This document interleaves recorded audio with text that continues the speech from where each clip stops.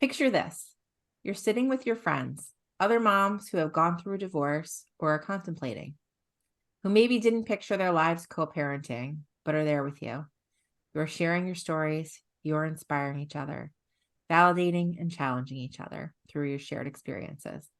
You're belly laughing, tearing up, and enjoying your favorite cup of coffee all at the same time. You don't judge each other. You empower each other to continue on your journey, to heal, and to just be you, whatever that looks like. Welcome to Co-Parenting and Coffee. Hello. Hello, welcome. I want to say good morning because it feels like it's like really early, but For us, it is. We're meeting earlier than usual. We're really excited today to be talking about your space and how you surround yourself and ways to, think about how to make your space your own with somebody really interesting. And we're looking forward to that piece of things. But before we do that, how are you doing, Jill? oh, I'm good. Yeah, Like my dog's decided to bark right now. I Uh, can't even hear it. you can't. I'm doing well. I think I'm looking forward. The weather has such a huge effect on me, and I every year I think I forget that. And then when the spring comes and I'm like alive again, I'm like, oh, right. Seasonal affective disorder or whatever, maybe it's not that strong, but like I feel that way too. And like we've had a couple of like absolutely perfect, gorgeous days. We were And outside the whole time. yeah, And the kids were riding bikes. It was amazing. it's the best. It's the Yeah. best. So I mean, we were lucky not to have a very intensely snowy winter. It was just very dreary, very dark. Yeah. Yeah. And that was longer sunshine and stuff that definitely impacts the mood. And I hope that everyone else out there is feeling the difference, at least if you're in the northern hemisphere, Right. Mhm. of the change in seasons. Um, I have today's quote. I'm excited to share this. Too. Love.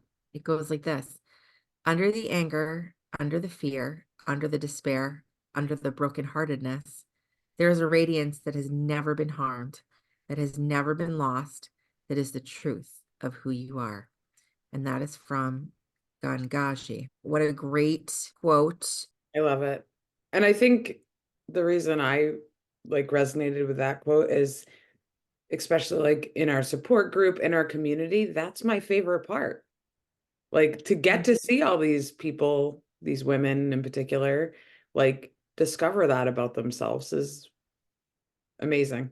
It is amazing. And I have to say that, I remember when I was in it, Mhm. my friend, one of my friends, my friend Vanessa calls it that you're in the shit, right? You're in like the thick of the Oh yeah.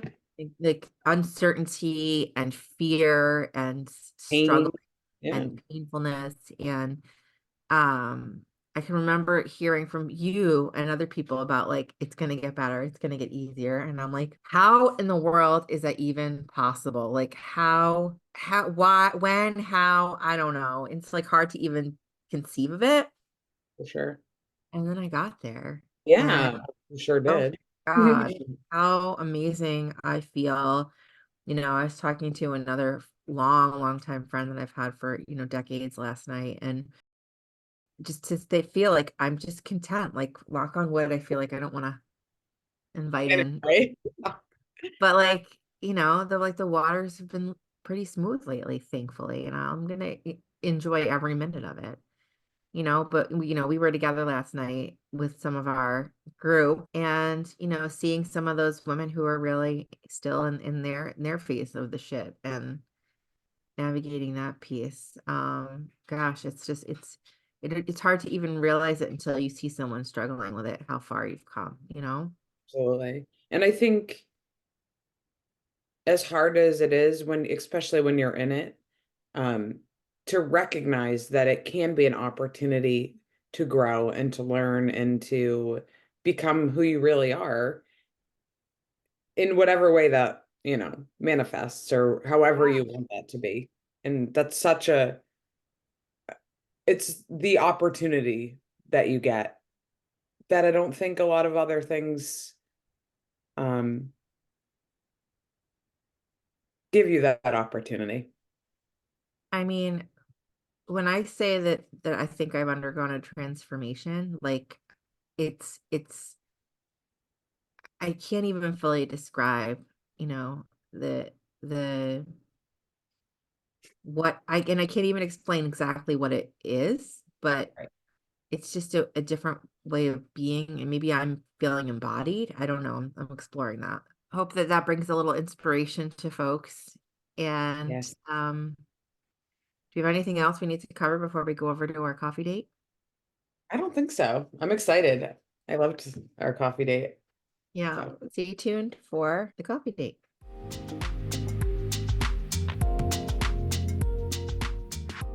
hello, welcome. We're with Linda and we're so excited. I have ridiculous amount of questions for you. Yeah, I'm about to learn a lot.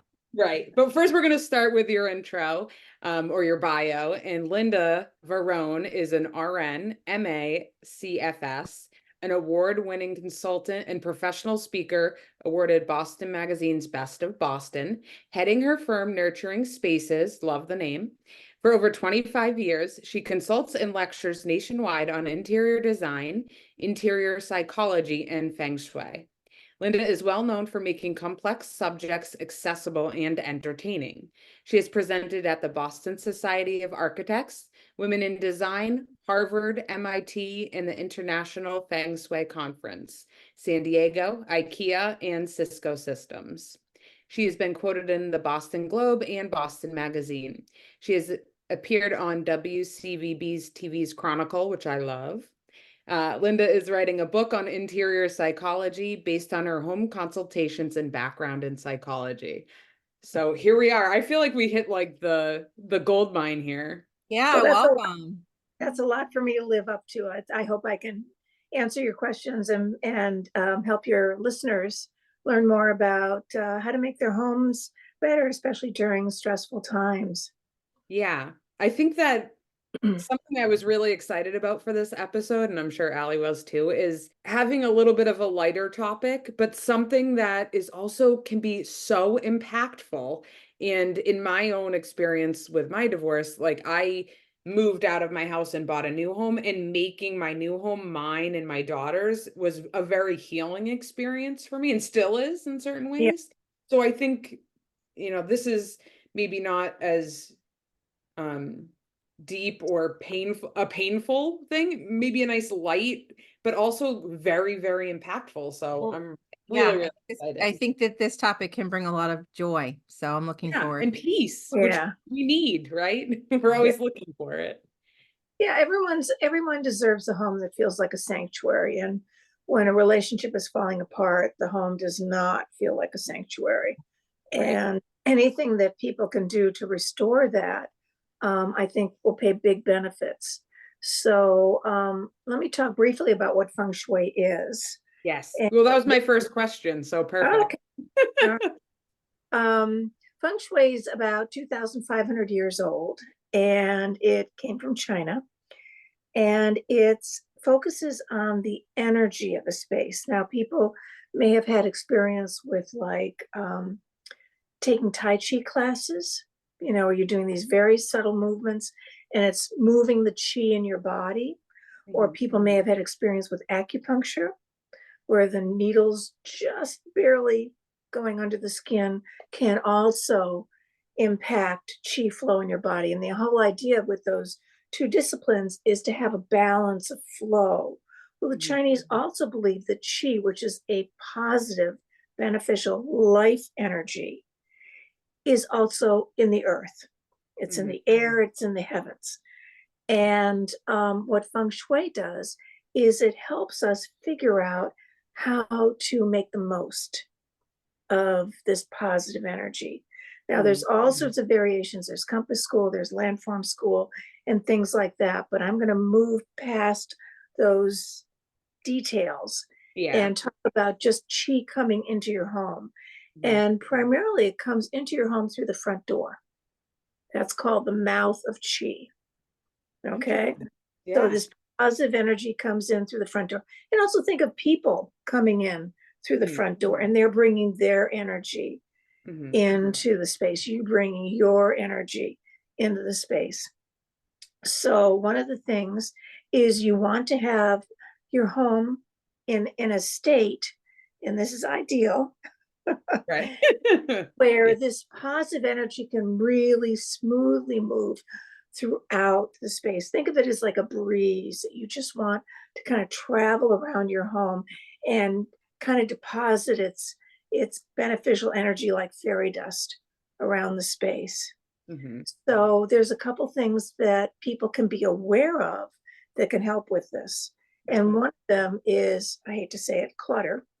Yes. Uh, and a place where a lot of people have trouble with clutter is the entrance to their home, whether it's front door, back door, side door, door from the garage, whatever. That tends to be the kind of dumping ground for shoes, coats, sports equipment, you know, Yes. the whole gamut of stuff.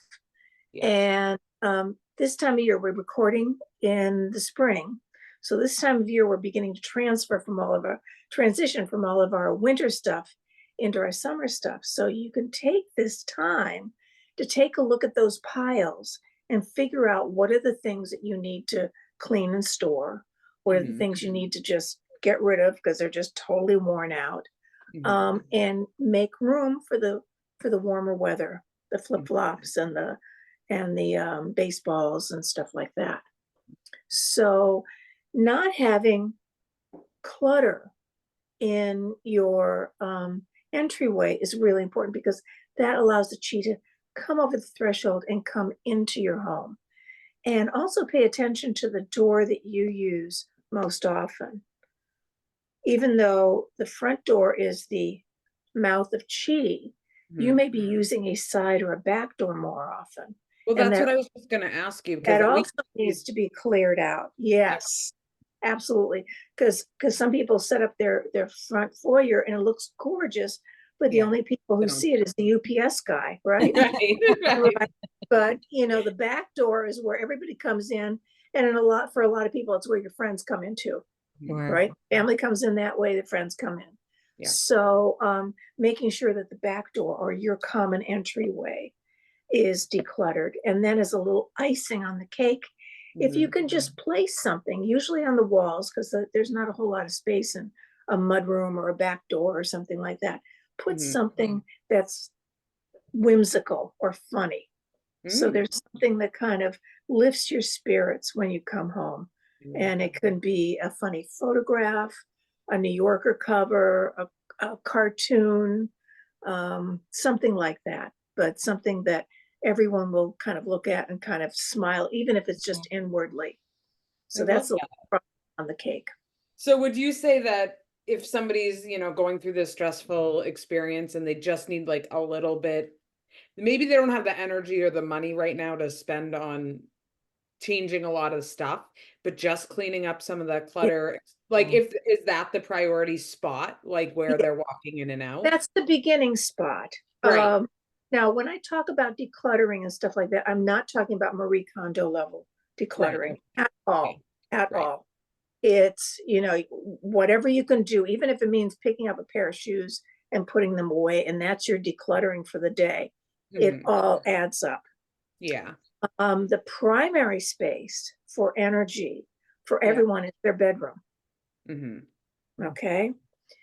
And you want to declutter that if possible, or to Mhm. whatever level you're able to. And please be gentle with yourself. We Yeah. are not having these ultimate standards of perfection. Mhm. My thinking about decluttering, and this is a little bit off the subject with Feng Shui, because Feng Shui doesn't include decluttering until it came to the West. Right. So we had so much junk. Yeah, Yeah. right. The masters came to the West and went, "Whoa, my gosh, we got another issue going here." Um, so is looking at the energy in your bedroom. Mhm. And one thing that I recommend to people who have a relationship that is um, ending, that Mhm. there's some kind of separation or coming apart, Mhm. is that they look at their mattress. We're going to start at the most intimate level Mhm. possible that Okay. you're having contact with, because you're very open to the energy in your bedroom because you're sleeping there, and that makes you open and vulnerable. Mhm. Yeah, it's So like your safe spot. Well, hopefully it's your safe spot. Yeah. yeah, absolutely. Mhm. Well, the thing is, your house, your Mhm. room, your mattress absorbs energy, whether it's good or bad energy. Mhm. And if there's been some not so great energy going around in the house, Mhm. the space will absorb it.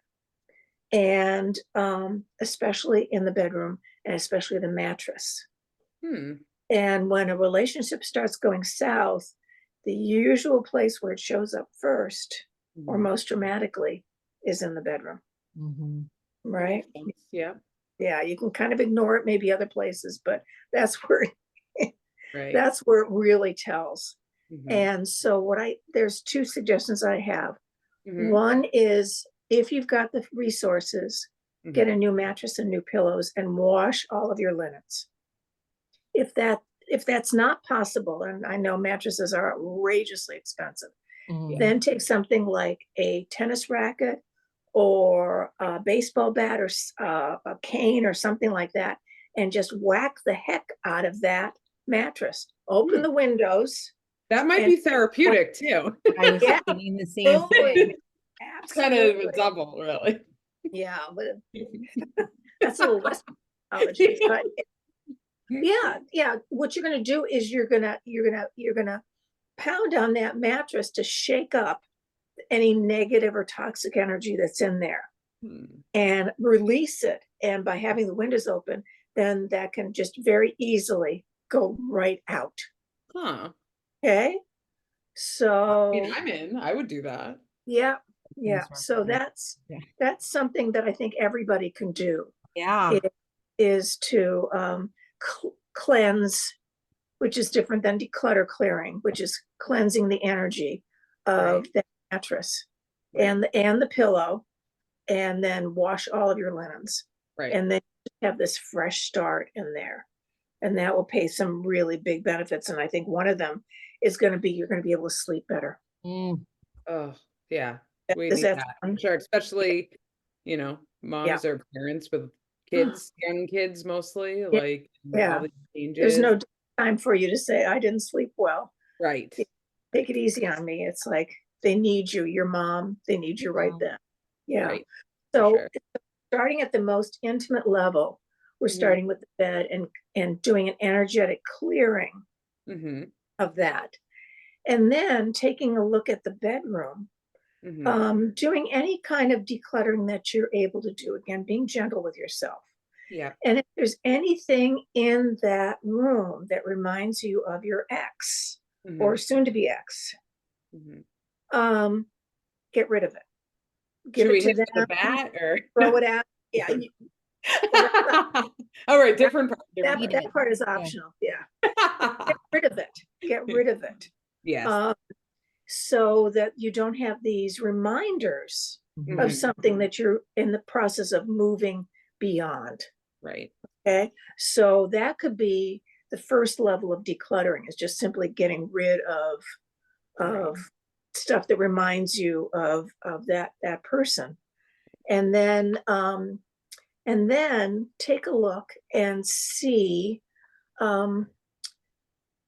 how take I'm debating with myself whether I should go into lighting. Okay, I'm going to go into lighting first, and then I'm going to go into the Ba-Gua. Okay. All right, because I'm really big on lighting, because lighting is a wonderful source of energy, and Yeah. it's so underaddressed in any medium, online, magazines, books, whatever you're looking at, about Mhm. how to decorate your home. And Mhm. everybody assumes that you've got this, recessed ceiling lighting that's perfect. But the Right. thing is, recessed ceiling lighting is far from perfect. What you want to do, what recessed ceiling light ends up doing, is casting shadows. Mm. And what you want to do is illuminate people's faces. So you can see them, you can read their expressions, you can communicate more easily with them. And in the bedroom, it's just a wonderful way of having something welcoming and warm. So Mhm. what I recommend is that people get a table lamp or some kind of equivalent, Yeah. not a little bitty boudoir lamp. I Mhm. call those night lights for grown-ups. but a regular table lamp, something Yeah. taller, and Mhm. put it next to your side of the bed. Okay.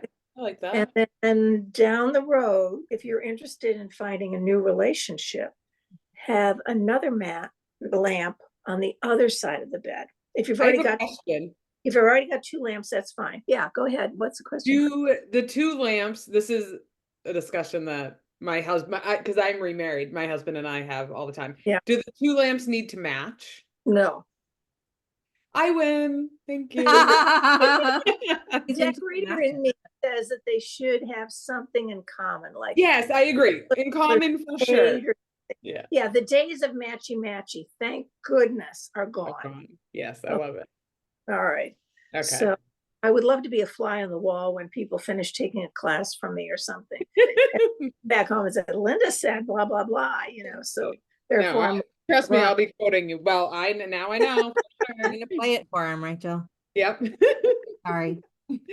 yeah, and then the next step is to use the Ba-Gua. And I sent you a link for that. So then I will add it to our show notes so that everyone can look at it. Right. So And it has a scroll down and it's got a diagram of the Ba-Gua. is this the thing you were telling me about, like putting it over the different spaces? Right. Okay. All right. And that's basically a diagram that's based upon an octagon, which was developed about 3,000 years ago by Taoist masters or scholars. And it represents the arrangement or balance of energy in the universe. And a version of that is applied to the home. So what you do is you superimpose this grid over your bedroom. Right. While you're standing in the doorway, the bottom three areas of the grid would be in that wall.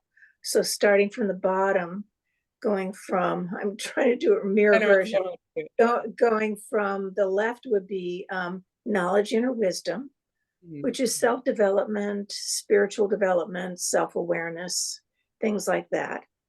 Career is in the center. And then on the right-hand side is helpful people travel. And helpful people are your friends and the people that are, part of your network, whether it's a personal network, a business network, whatever. But these are the people that are helping you. Okay. And then on the next level, starting again from the left, you have ancestors, heritage, and health. Okay. And that means your extended family. All right. Okay. And then in the center is the Ba-Gua diagram. And then there is children creativity. Okay. And ancestors can also mean grandparents. And we know about the wonderful bond between kids and their grandparents, right? Okay. There's energetic connections going on here. And then you go up to the top row and you have wealth. And then fame or recognition. Now, I'm going to back up a little bit. Wealth doesn't have to mean dollars and cents. It can be blessings or abundance, being aware of blessings in your life rather than, and then I also include what I call financial security, because that's for everybody. Then in the center is fame and reputation. And that can be either being in the spotlight, having a reputation for what you do really well. Yeah. Doesn't have to be wild and crazy rock star fame. Right. And then, or teaching. You're shining the light of knowledge on a particular subject for other people to understand. And then in the other corner is relationships, partnerships, two people together. So this could be a personal relationship, intimate relationship, or it can be a business partnership. Okay. So I have questions. So you superimpose this like over your bedroom. Do you also can you expand that too? Like it could be over your whole house, right? Yeah, you can absolutely, and over your whole lot if you're in a single family home. Right. Yeah. Yeah. So, but I'm starting with that intimate space. We're going to nurture you right now. So you're going to superimpose that over the bedroom, standing in your doorway.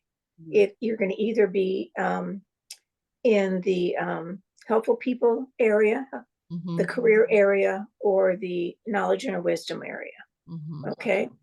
And then I ask my clients, pick 3 or 4 areas.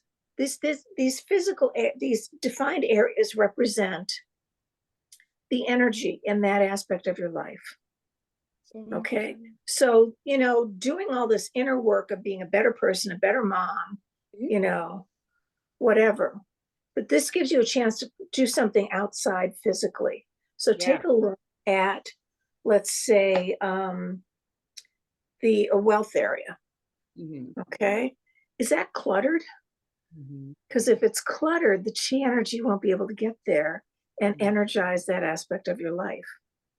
I'm so doing this. I want to see. There is a never-ending pile. The laundry. Here's a question for you. The laundry, the shirts like that you wore for a little bit and then you took off, but it's like too dirty to put back away, but then too clean to put in your dirty laundry. Where does that go? Because that goes in a certain spot in my room. I would put that in a certain spot of your closet. Have the semi stuff. Yeah. In one closet, the reusable but not quite fresh stuff in one part of the closet. Yeah. And the other problem with bedrooms is the exercise bike turns into a wardrobe or a hang. Yeah. But getting back to the Ba-Gua. So let's say we're looking at the wealth area. And so you want to declutter it. Yep. And then you want to add something that has energy to it. Okay. So that can be a lamp if it works for you. Always think in terms of and these are called cures. Again, we're using some very old-fashioned or traditional Chinese language. But these are basically energizers. Okay. And whatever you use should never get in the way of your living in that space. Okay. Okay. So it could be a nice healthy plant. Okay. It could be one of the things I do a lot with is pictures, because sometimes people don't have the 3-dimensional space to put things in. Like a really traditional cure would be a recirculating water fountain. That's very traditional, but not everybody's into that. So what you might want to do is have an image, either a painting, a print, a photograph, and it doesn't have to be ginormous, of like a really lush landscape, something that's growing and thriving. And that's what you want your finances to be doing. Right. Okay. And it could be even just this little thing, set up nicely on a little easel back or framed or whatever. Because my first teacher, Professor Lin Yun, says an ounce of cure takes care of a ton of problems. So the cure does not have to be ginormous to be effective.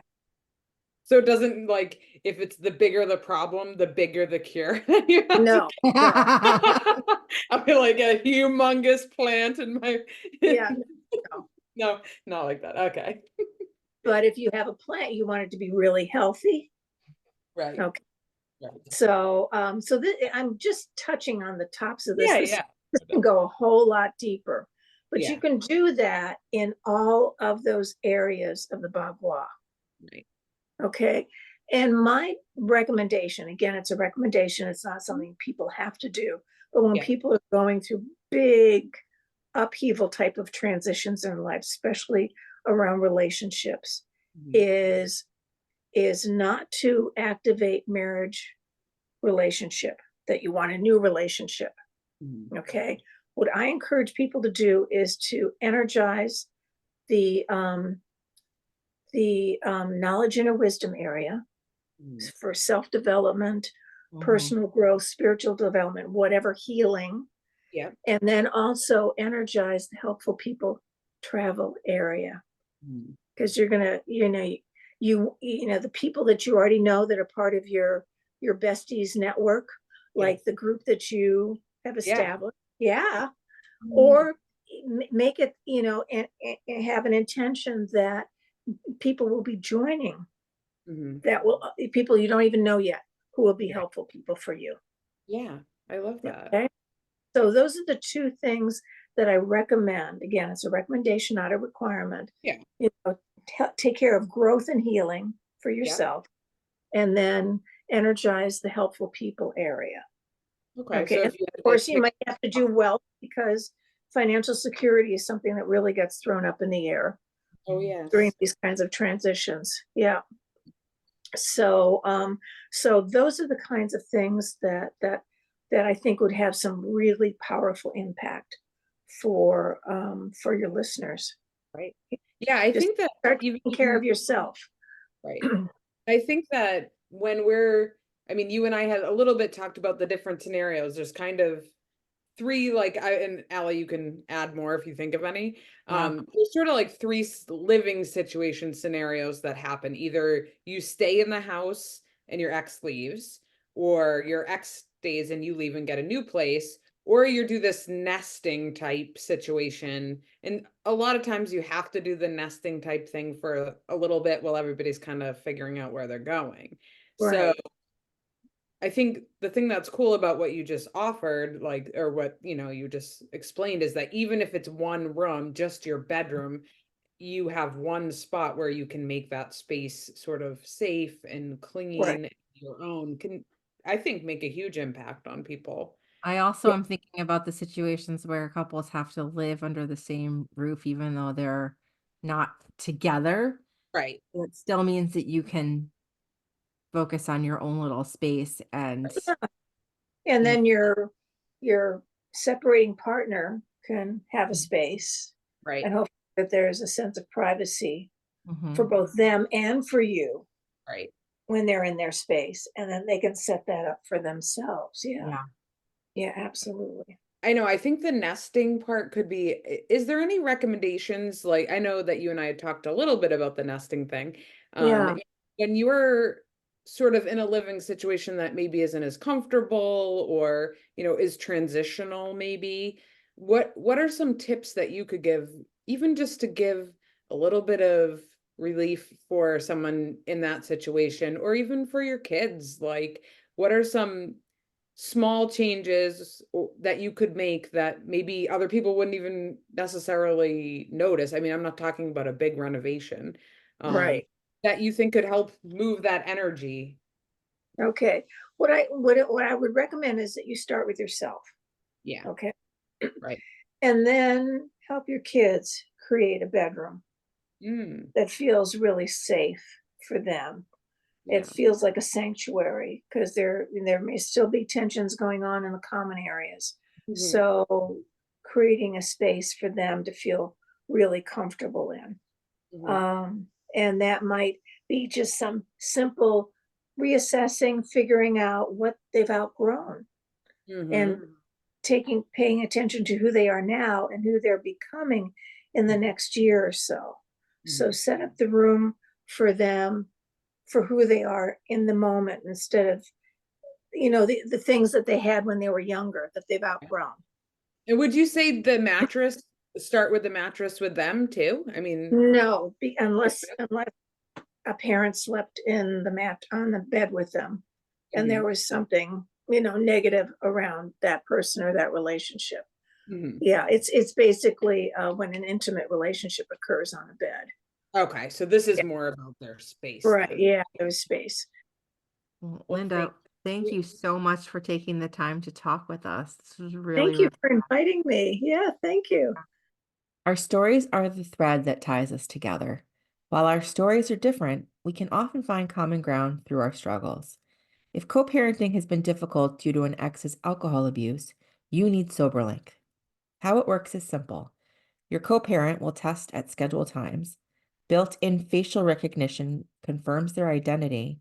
Tamper sensors flag any attempts to cheat, and results get sent instantly to your phone so you know that your kids are with a sober parent. Lay the groundwork for brighter days ahead. Visit www.soberlink.com/coffee to learn more and get $50 off your device.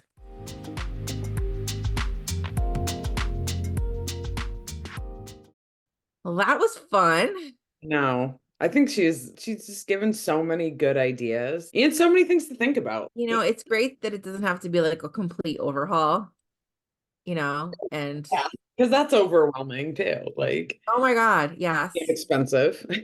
yes, yes. So she's like decluttering is like my mantra right now.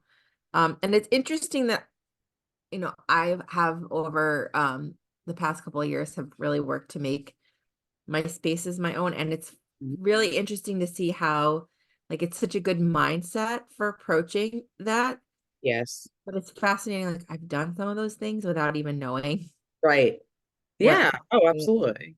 So I'm yeah. excited to look at the grid that they were what is that called? I'm so Oh, bad at oh, hold on, let me. yeah, Ba-Gua. The Ba-Gua. Ba-Gua, yes. And to use that grid, I just want to see, like, I want to like put it over my like room or a room in my house and like see what it looks like. Cause I feel like there's spots where I'm like, oh, okay. Yeah. And see if it makes changes. I mean, why not? I Yeah. love this episode because I think it can offer people some really big impacts on like their peace and their feeling, right? Like I so if I can like declutter a little spot and walk into my house and make me feel better in some way, I'm there. It does feel good too when your space is like orderly. Oh man. I love the suggestion about like, I mean, and I realize that for me, it may be challenging because I've got a dog that has a bedroom right in the where we walk in and all of this stuff. But like the space that you walk into makes such a big difference. And like obviously, yeah, duh. Mhm. But like I'm excited to like look at that in a different way and Yeah. see the difference would be. So I am excited. What are you Excellent. gonna do? Well, I'm thinking about my entryway, which is relatively organized. I like what she said about having like something funny or like Yeah. whimsical. I need to explore that a little. And then I'm like, shoes in the entryway really could use some attention and some few things that I can kind of pull out of there. Mhm. My room, which I've already talked about, and the closet that I still haven't cleaned out because it's such an undertaking. Overwhelming. Oh my God. Yeah. So, yeah, I've got a lot of things I'm thinking about. As I continue. I've done some stuff around here that perfectly aligns with what she Yeah. said. Like, oh, good. I don't have to change any of that. Um, I'm already doing it. I'm already doing it. Look at me Way overachieving. ahead here. Um, so do we have today's letter? Yes. I am ready to share the story from today. This story is not titled, but thank you for sharing it. And here it goes. After the divorce, I was worried about how my kids would cope and, ugh. Well, yeah, sorry. Let me start over. Here's the story for today. After the divorce, I was worried about how my kids would cope with the changes. But one day, as I watched them playing together, laughing without a care in the world, I realized that despite the challenges, they were thriving. Seeing them happy and carefree reassured me that we had made the right decision. So many people think stay for the kids, and I get it. Hell, I did that.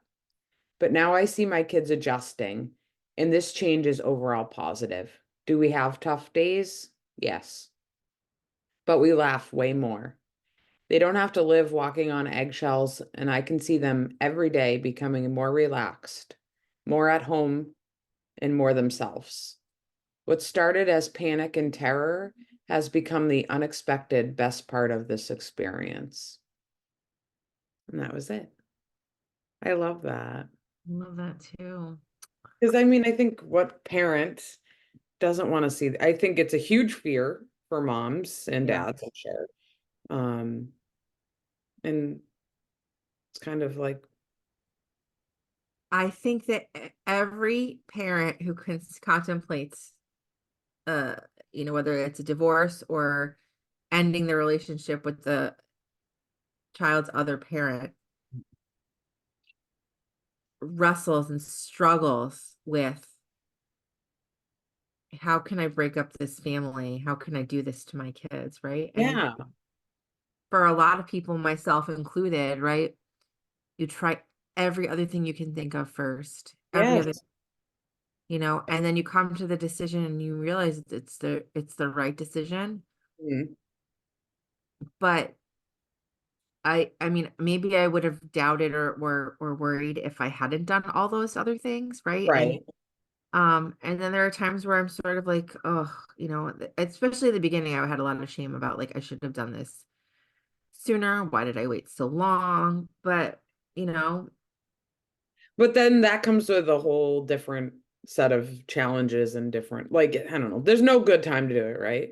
there's no good time to do it. There's no right or wrong answer. I think it's about, when can you confidently go forward and not look back, Right. right? You have to be able to just leap, right? Yeah. They say leap and the net will appear, right? So, if you're not ready to go all in on the leap, Right. Yeah, you can't you go. gotta, I mean, there I can remember like on the internet searching all kinds of different things and looking for someone to give me the answer of what was the thing I'm Right. supposed to do. What am I supposed to do? What's the right thing to do? And the answer doesn't exist, right? I Right. can find it. I had to finally like dig deep into myself and say, no, I'm not doing this anymore. This is not acceptable. Mhm. Um, this is not an example I want my kids to see of what a relationship should look like.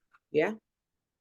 I so many times have had conversations with people, just because I'm so involved in this community, saying, like, contemplating, like, at that point, and like, and sometimes they're like sort of asking me for the answer. And nobody, you're right, you're absolutely right. I can't give you the answer.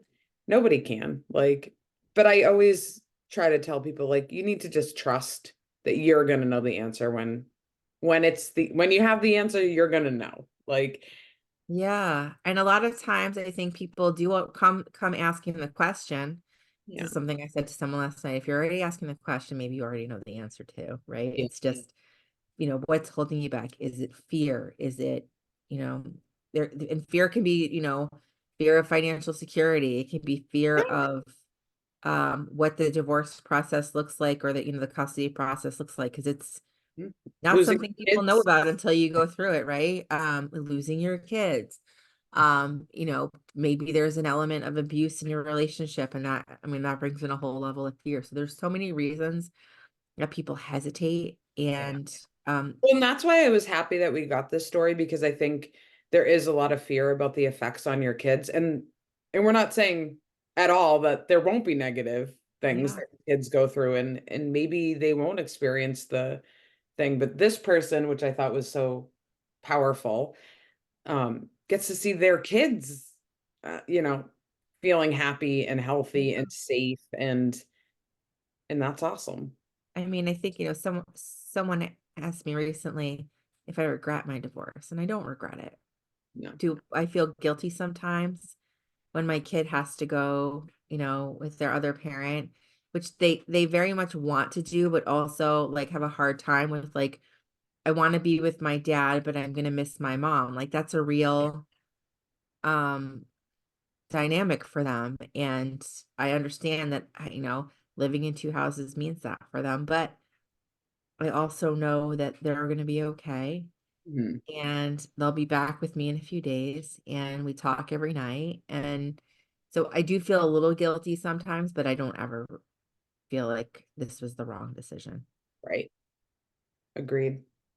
Even though I would say, I mean, in my situation, it wasn't my decision at the beginning, but now, years later, I'm like, thank God, because it like freed me to become myself, Yeah. so it's a good thing. You're All amazing good. self.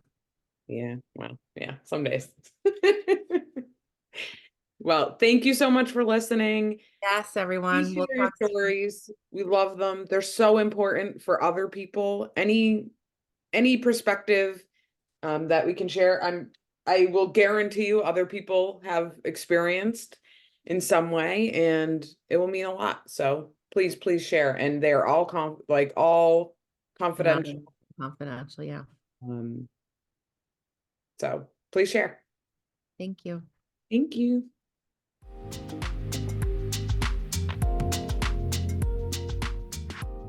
Thanks for joining us for Co-Parenting and Coffee.